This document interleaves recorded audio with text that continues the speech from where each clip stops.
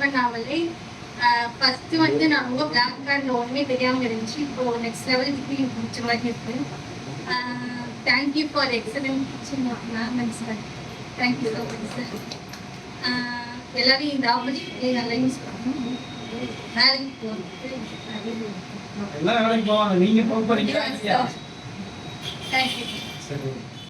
நான் நாச்சாங்கரை கிராமத்துலேருந்து வரேன். நான் காலேஜ் பிஎஸ் மேக்ஸ் தான் முடித்தேன். இதுக்கப்புறம் என்ன பண்ணணும்னு தெரியல. அதனால எங்கள் அம்மா வந்து வரடரேஸ் கோச்சிங் சென்டர் பேங்கிங் படிக்க வச்சாங்க. ஒரு 6 மாசமா போயிட்டு இருந்தேன். அப்புறம் வந்து எனக்கு காலேஜ்ல இருந்து அக்கௌண்ட்ஸ் சைடு போகணும், அது படிக்கணும், டேலி படிக்கணும்ட்டு இன்ட்ரெஸ்ட்டு. ஸோ அது படிக்கணும்ட்டு அதுக்கான கோச்சிங் சென்டர் வந்து அமையல எங்கேயும். அப்புறமேட்டு அப்படியே தள்ளியே போய் காலேஜும் முடிச்சிட்டேன், டிகிரி முடிச்சிட்டேன், கோச்சிங் அப்புறமேட்டு போயிட்டு 6 மாசத்துக்கு அப்புறம் தான் இந்த டேலி இந்த மாதிரி இந்த கோர்ஸ் வந்து பே பண்ணி தான் நான் படித்தேன்.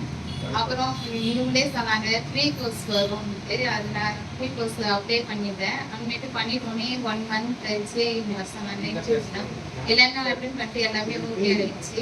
அப்புறமேட்டு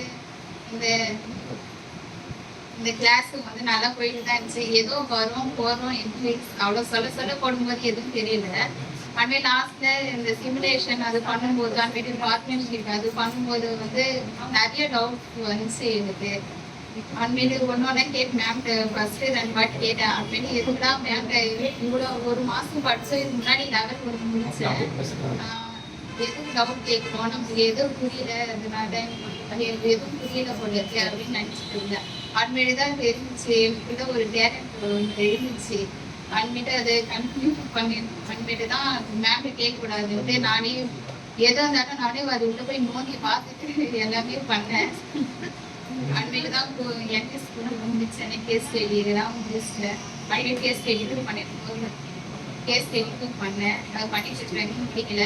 இப்போ இது வரைக்கும் 80% வரைக்கும் தான் நிறைய தான் பண்ணிட்டு இருந்துச்சு. நிறைய இன்டர்ன்ஷிப்ல தான் கற்றுக்கிட்டேன். ஃபர்ஸ்ட் அவர் மேம்க்கு தான் தேங்க்ஸ் சொல்லணும். ஏன்னா மேம் பார்க்கறதுக்கு டெரராக இருந்தாங்க. ஃபர்ஸ்ட்ல நான் வரும்போது கொஞ்சம் பயமாகவே இருந்துச்சு. அட்மிட் பார்த்தா ஜாலியாக பேச ஆரம்பிச்சிட்டாங்க. ஒரு ஃப்ரெண்டு மாதிரி ட்ரீட் பண்ணாங்க. நான் எனக்கும் கல்பத்தவரை இருந்துச்சு. எந்த டவுன் தான் மேம் உங்களுக்கு ரொம்ப தேங்க்ஸ் மேம். அது சார் வந்து பார்க்கறது டெரராக இருந்தார்.